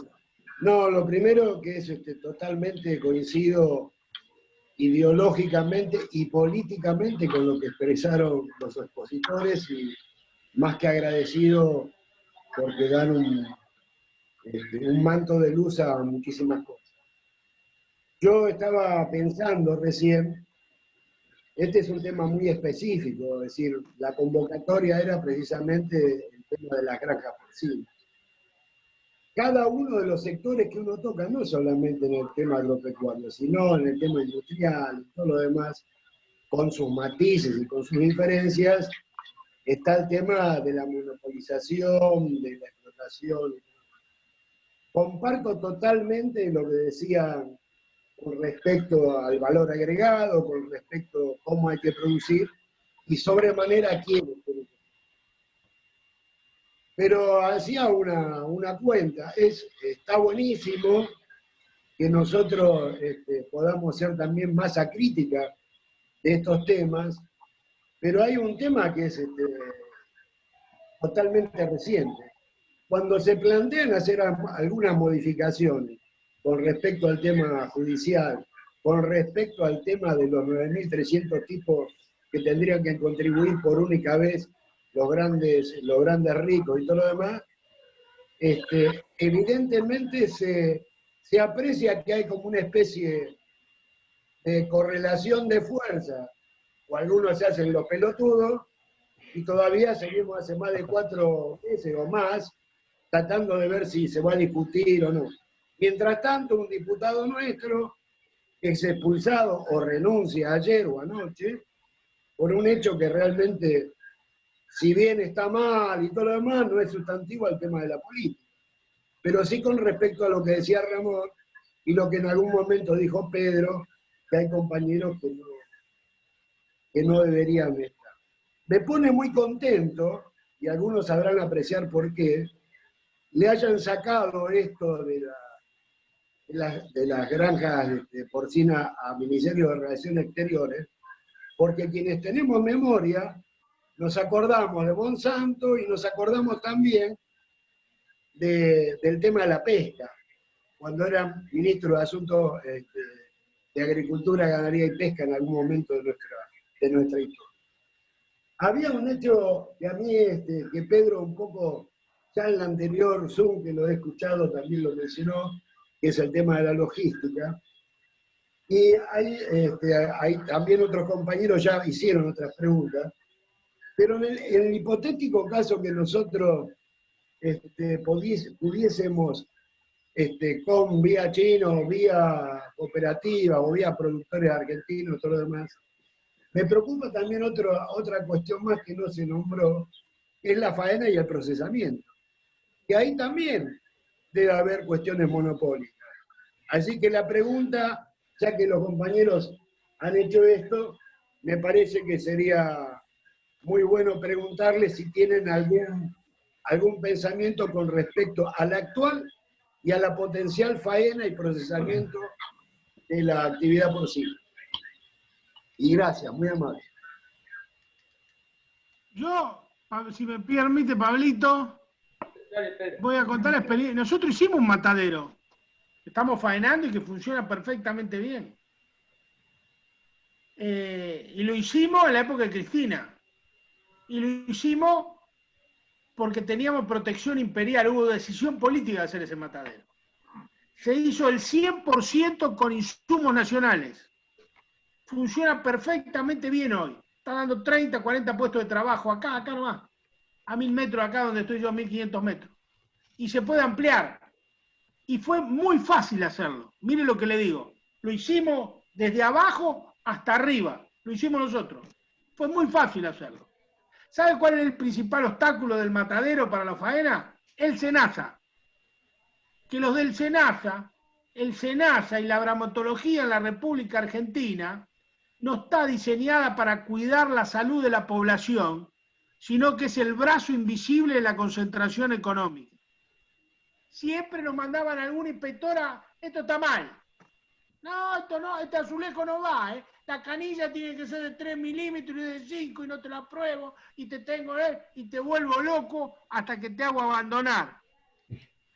Lo que pasa es que nosotros, cada vez que venía ese pescado, que es un pescado de carne y hueso que actúa de lobista de los grandes frigoríficos, desde adentro del SENASA, le parábamos la carga.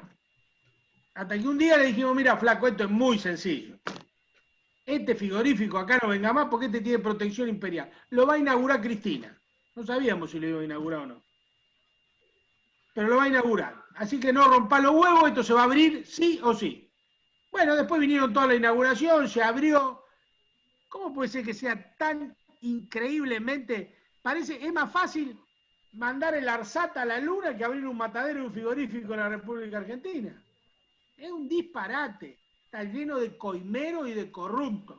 El SENASA habría que dinamitarlo. Porque donde tiene que controlar, no controlan. Porque se van los barcos con la connivencia de ellos sin pagar un peso de impuestos. La medición de los barcos de la fleta en el 2018 entraron al puerto Rosario 3.800 barcos. 180 se evaporaron. Se evaporaron por el descontrol del SENASA, que además armó Macri, que lo desarticuló, para que nadie pueda controlar lo que entra y lo que sale.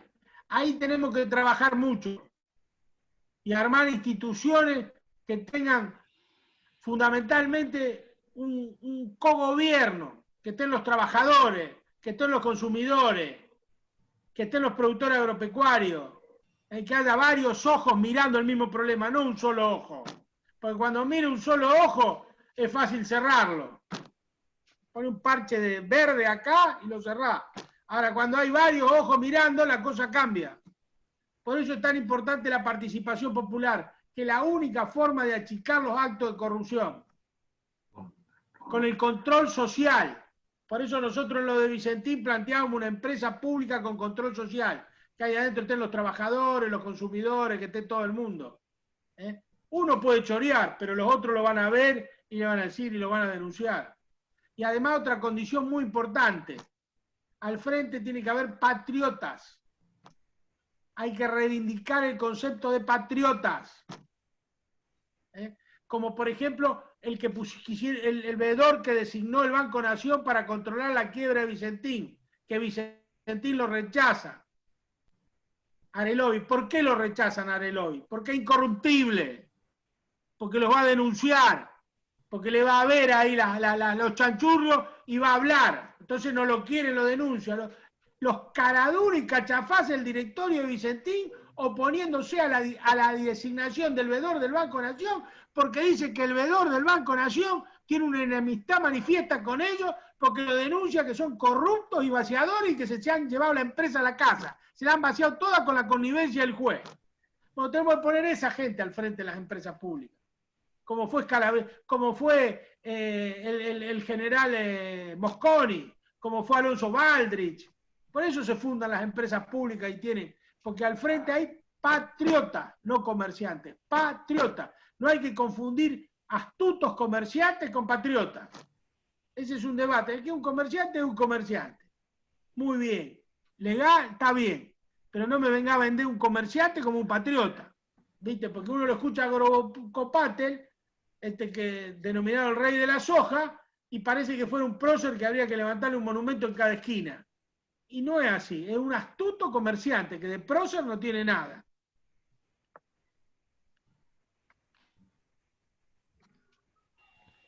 Bueno, Pedro, muchas gracias. Pregunta Víctor y después Tiara. Bueno, dale, gracias. Víctor. La verdad que coincido totalmente y hasta me está dando ganas de, a los 65 años, romper con el aislamiento y tomar las calles y salir a la toma del poder. Realmente coincido con Pedro y con Pablo, por supuesto. Ahora, dos cositas. Nosotros nos constituimos como nación con una constitución del 53 que fue liberal y un Estado que fue liberal, porque Mitre lo constituye allá en la década del 60, derrotando a los últimos caudillos, ¿no? Y con el positivismo, con la llegada del positivismo y con la matanza que lleva adelante Roca, obviamente la tierra pasa a las manos de estos terratenientes que muchos de ellos aún perdura en la tenencia de esas tierras. Y ese positivismo de la generación del 80 es la que construye el modelo agroexportador, que aún hoy se sostiene. La Argentina, productor de materias primas. Quería decir esto porque fue también anterior a Irigoyen, no lo estoy defendiendo a Irigoyen, pero viene de 1880 o antes también, ese modelo agroexportador que se constituyó para nuestra nación. Un Estado absolutamente dependiente, productor de materias primas. Quiero hacer agregar además que la compañera, cuando yo puse eso de la propiedad de la tierra, es cierto, hablaba de la propiedad privada. Yo la incorporé a la tierra, pero era mucho más amplia la Constitución del 49. Yo coincido que hay que hacer una nueva Constitución, convocando una constituyente. Me parece que el problema nuestro es la correlación de fuerzas, ¿no? Estamos en una situación de debilidad frente a estos desgraciados que toman la calle, y los medios de comunicación los potencian. Muy interesante lo que dice Ramón. Los medios de comunicación colonizan las mentes. Y hay gente que nos votó, y hoy están dudando o creyendo que Cristina, porque esto también es interesante, ¿no? Ellos después del 55 pusieron un enemigo claro, que era la turra de Evita y el degenerado de Perón. Y así se prolongaron en el tiempo. Y ahora es Cristina, la turra, la delincuente, la chorra. Ellos construyen enemigos. Y nosotros no nos podemos correr de eso. Es increíble. Pero nos manejan las mentes. Entonces los que están en el medio, y tenemos que saber que nuestro gobierno es un gobierno en disputa, porque lo que sí logramos con la unidad fue sacar a Macri, pero tenemos unos quilombos enormes adentro. Por eso es importante estos encuentros, discutirlo hacia adentro y debatir. Hacia afuera tenemos que estar unidos, tenemos que sostenerlo, porque la verdad que si no nos comen esos atorrantes. La pregunta que quería hacer, porque hablando del peronismo, y habla alguien que no es peronista, pero soy profesor de historia, en el 46, Farrell forma lo que se llamaba la IAPI. La pregunta para Pedro. Hablaba de las cooperativas, Pedro, le agregaste a lo que dijo Pablo. Yo a las cooperativas las respeto, por supuesto. Lo que tengo miedo es que las cooperativas, cuando crecen en demasía, dejan de lado los objetivos y las idealizaciones que las constituyeron y se transforman en cooperativas que lo que buscan es la ganancia. Decime, Pedro o Pablo, cualquiera de los dos, a los que los felicito, ¿no? ¿Cómo podemos construir, no sé si una IAPI, pero cómo podemos hacer para que el Estado intervenga en centralizar el comercio exterior, controlar ese comercio exterior y distribuir entre los distintos niveles de la economía los beneficios que deja ese mercado exterior? Porque lo que hace solamente, me parece, es colocar estos impuestos, pero el Estado no está presente en el control de ese mercado exterior. Se podría, insisto, volver a la IAPI, no sé si se podrá, pero ¿qué organismo podría utilizar el Estado para el control del comercio exterior? Y gracias, y los felicito, insisto, 65 años, tomo las armas y salimos a la calle. Bueno, gracias. Dale, Pablito, vos. No, vos tenés una propuesta que formulaste en varios artículos sobre YPF, algo que tiene que ver con esto. Bueno, nosotros lo primero que tenemos que decir es que es un error practicar la moda nostalgia con instrumentos de política económica que fueron exitosos en otro tiempo, para otro mundo, como fue el IAPI o con la Junta Nacional de Granos. Son instrumentos que se corresponden a otra época histórica y que hoy ha cambiado muchísimo. Yo estoy absolutamente convencido que ese rol que plantea Víctor, lo tiene que cumplir una Compañía Nacional de Alimentos de la República Argentina, que esté al servicio de la soberanía y seguridad alimentaria y que es una empresa de referencia del comercio exterior de granos.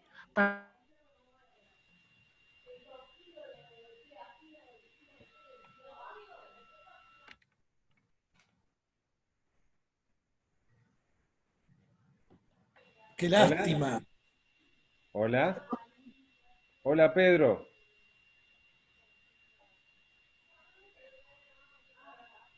Lo perdí. También lo perdí a Pablo. Se ve que hubo un problema en Santa Fe. Sí, está lloviendo. La tormenta. No, qué tormenta. Veníamos bien. Ah, Pablo está ahí, está ahí. Muy Pablo, interesante. ¿querés? Se conectó. Sí. Sí, lo perdí a Pedro. A Pedro. ¿Querés comentar algo de lo que de la idea de él? ¿Vos la conocés?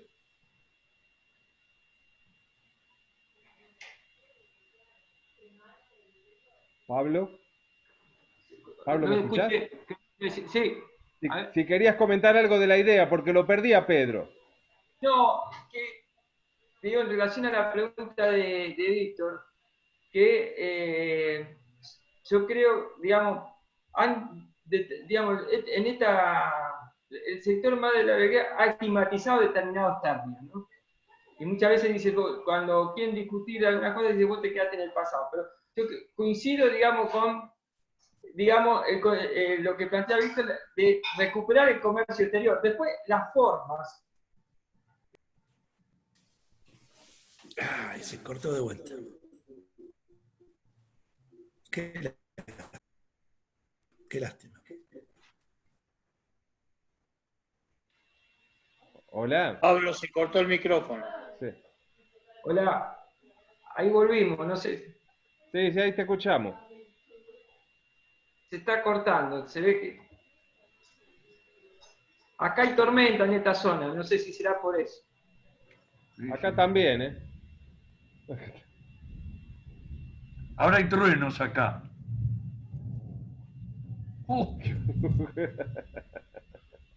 Debe ser Lewis que está haciendo el decreto 820. Sí. Bueno. Falta Iván y Esmenta nada más. Andrés, Tiara, es Dora, ¿no? Hugo quiere hablar, y Tiara. Espera que estaba anotada Tiara. Sí, Yo dale. con respecto a lo que preguntaba el compañero, con respecto a IAP y la Junta Nacional de Granos y todo eso. Yo fui un trabajador de la Junta Nacional de Granos, pero la Junta Nacional de Granos con respecto al tema del comercio exterior solamente era una parte. Mientras tanto, mientras uno va componiendo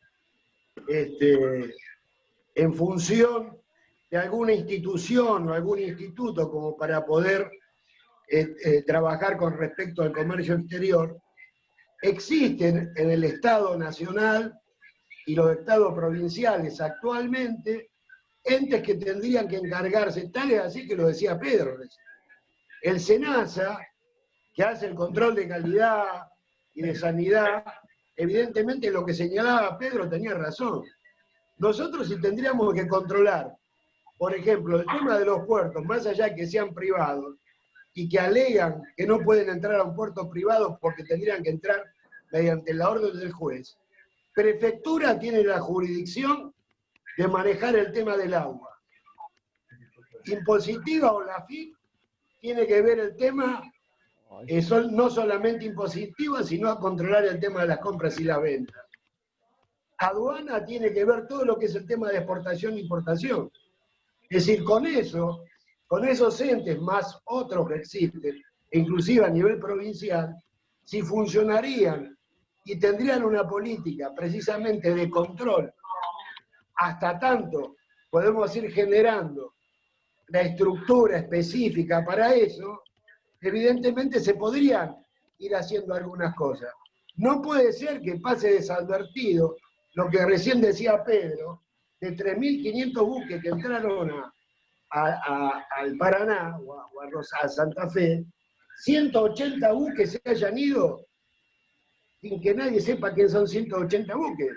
En el sistema argentino trabajan 78 buques que van y vienen. Cambian de bandera cuando se les ocurre. Es decir, las tripulaciones no son argentinas, los buques no son argentinos, Y eso evidentemente hay un montón de contingencias que ya podrías estar trabajando con respecto al control y al manejo del comercio. No puede ser que las entradas a puerto no tengan, es muy fácil. Vos controlás los camiones a través de las balanzas, controlás la descarga ferroviaria a través de la balanza, controlás el transbordo de la barcaza, los buques, a través de aduana y del calado. Es decir, esto es lo que hay que poner en marcha. Comprendo que hay que pensar algo ayornado con respecto a la Junta Nacional de Grano o al IOPI, pero ya tenemos instrumentos como para poder trabajar. No puede ser que la provincia de Buenos Aires, de los 26 puertos, solamente 12 sean estatales. Y los estatales son o consorcios o delegaciones. ¿Y saben cómo conforman los consorcios?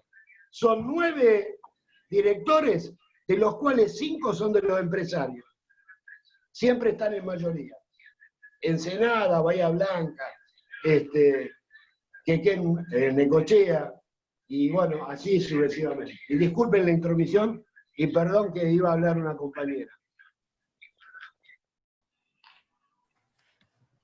Adelante, Dora, ¿no? Dora, sí, Dora. Dora es mi nieta.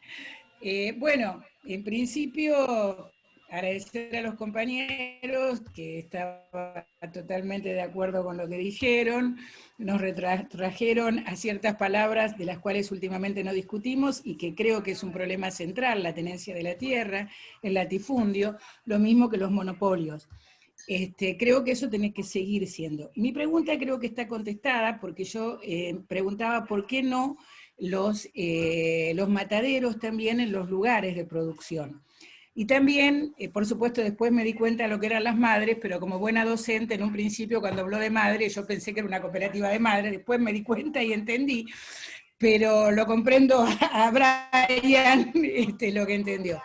Por otro lado, yo viví en Santa Fe al norte, no en la parte rica de Santa Fe como viven ellos, sino en la parte de la forestal, que también fue un monopolio, que también fue un terrible mal para el país. Y también le quería recordar a Pedro que no creo que solamente los radicales hayan tenido, porque justamente cuando yo la única vez que vi en mi edad triunfar el peronismo, la primera vez, no la única, fue ahí en Santa Fe en la gobernación de Tesio. Cuando sí permitió, que era la época de Ilia, sí permitió justamente que el peronismo se presentara y le dio legalidad. Y realmente a mí me asombró mucho cuando pasó lo de Avellaneda, porque yo vi los camiones llenos de obreros peronistas festejando el triunfo.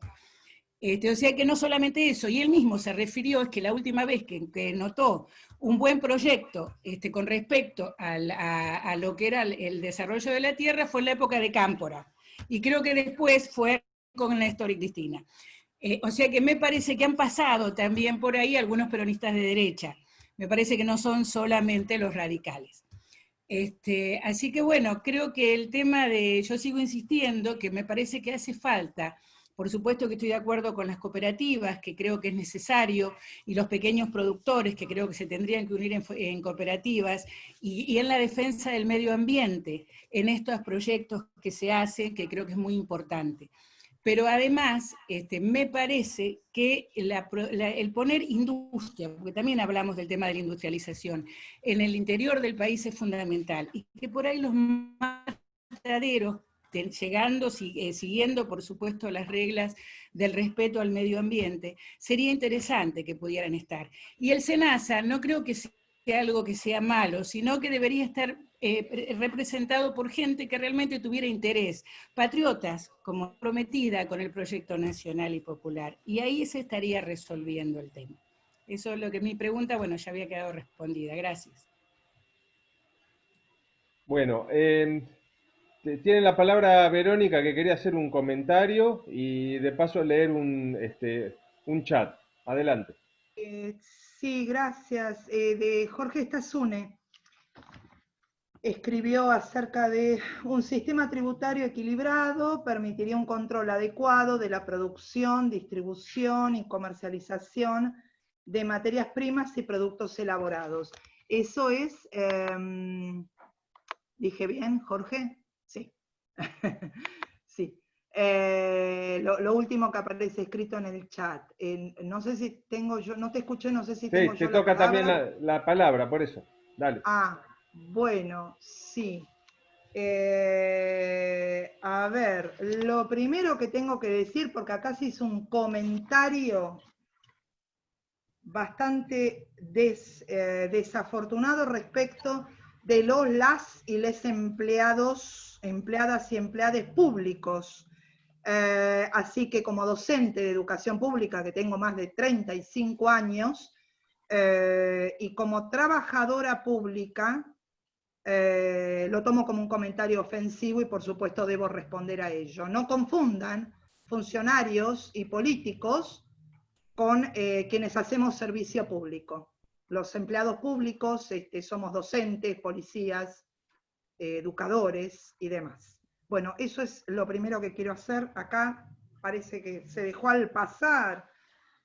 La verdad que yo lamento horrores que no está el compañero, no, bueno, porque hablaba de algo de las provincias. Precisamente haciéndole honor a la educación pública que me dignifica, a ver, vayan y estudienlo y lo charlamos un día si quieren. Artículo 124 de la Constitución Nacional. Lo que hace es establecer que corresponde a las provincias el dominio originario de los recursos naturales habidos en su territorio. De ninguna manera, este artículo impide que se establezcan lo que se conocen como relaciones de coordinación con nación.